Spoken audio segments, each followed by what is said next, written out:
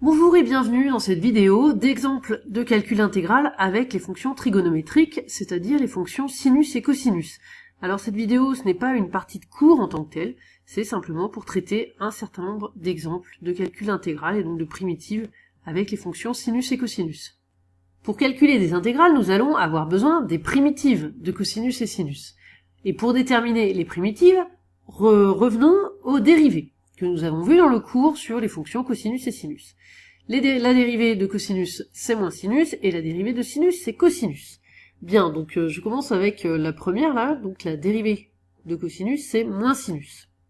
Donc cela signifie qu'une primitive de moins sinus, c'est cosinus.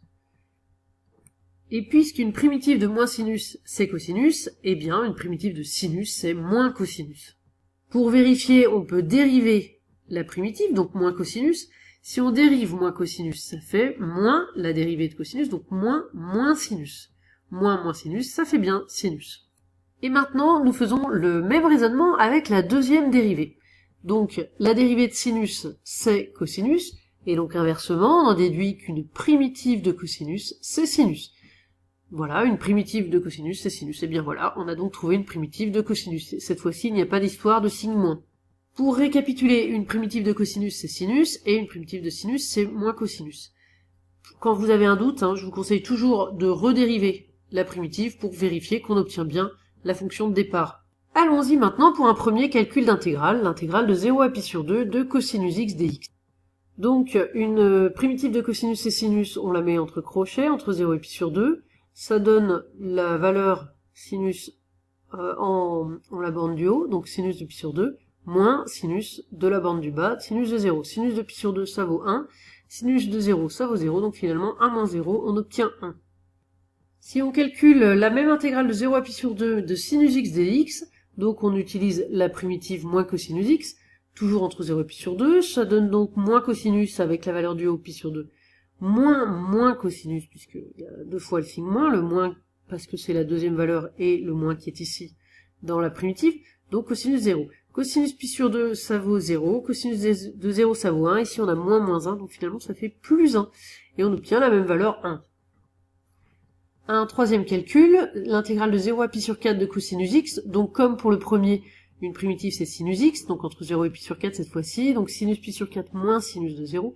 Sinus pi sur 4 vaut racine de 2 sur 2. Sinus de 0 vaut 0. Donc, on obtient racine carrée de 2 sur 2. Quatrième calcul, de 0 à pi sur 4, l'intégrale de 0 à pi sur 4 de sinus x dx. Donc, comme dans le deuxième, une primitive c'est moins cosinus x, entre 0 et pi sur 4. Donc, le calcul nous donne moins cosinus pi sur 4, moins cosinus 0. Cosinus pi sur 4, c'est racine de 2 sur 2. Donc, comme il y a le moins devant, ça me donne moins racine de 2 sur 2. Cosinus de 0, c'est 1. Moins, ça fait plus. Donc, plus 1. Bon, c'est noté aussi pour vous montrer que ici, on trouve le même résultat entre 0 et pi sur 2 pour sinus et cosinus. Mais, de manière générale, ce n'est pas le même résultat pour l'intégrale de cosinus ou de sinus. Cinquième exemple, l'intégrale de 0 à pi sur 6 de cosinus 2x dx. Ici, nous avons besoin donc de trouver une primitive de cosinus 2x.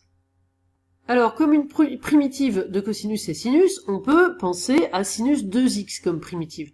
Alors pour cela, dérivons sinus 2x pour voir si on obtient bien ce qu'on veut. Quand on dérive sinus 2x, on obtient bien cosinus 2x, mais il y a aussi le 2 qui sort de la dérivée. En effet, c'est du type f de ax plus b. Quand on dérive f de ax plus b, eh bien, on a le petit a qui se retrouve devant la dérivée f' de toujours ax plus b. C'est-à-dire, le petit a, ici, c'est 2. Donc, on n'obtient pas exactement la fonction cherchée. Mais on y est presque. On a seulement le 2 en plus. Alors, pour enlever ce 2, en quelque sorte, eh bien, on va prendre, au lieu de prendre sinus 2x, on prend 1 demi de sinus 2x, ainsi, quand on dérive 1 demi de sinus 2x, on a le 1 demi, fois donc la dérivée de sinus 2x, on a vu que c'était 2 cosinus 2x, 1 demi fois 2, eh bien ça va se simplifier, et finalement il reste seulement cosinus 2x. Donc 1 demi de sinus 2x, c'est une primitive de cosinus 2x. Nous allons pouvoir calculer l'intégrale. Ainsi, on peut donc mettre entre crochets la primitive qu'on a trouvée, 1 demi de sinus 2x, entre 0 et pi sur 6. Alors ça donne d'abord la valeur pour la borne du haut, donc pi sur 6, moins la valeur pour la borne du bas, 0. Ici, 2 fois pi sur 6, on va pouvoir simplifier 2 et 6, ça va nous donner pi sur 3. Et ici, sinus de 0, ça vaut 0. Voilà, terminons le calcul. Donc 1 demi de sinus pi sur 3 moins 0. Sinus pi sur 3, ça vaut racine de 3 sur 2. Donc 1 demi fois racine de 3 sur 2, finalement, on obtient racine de 3 sur 4.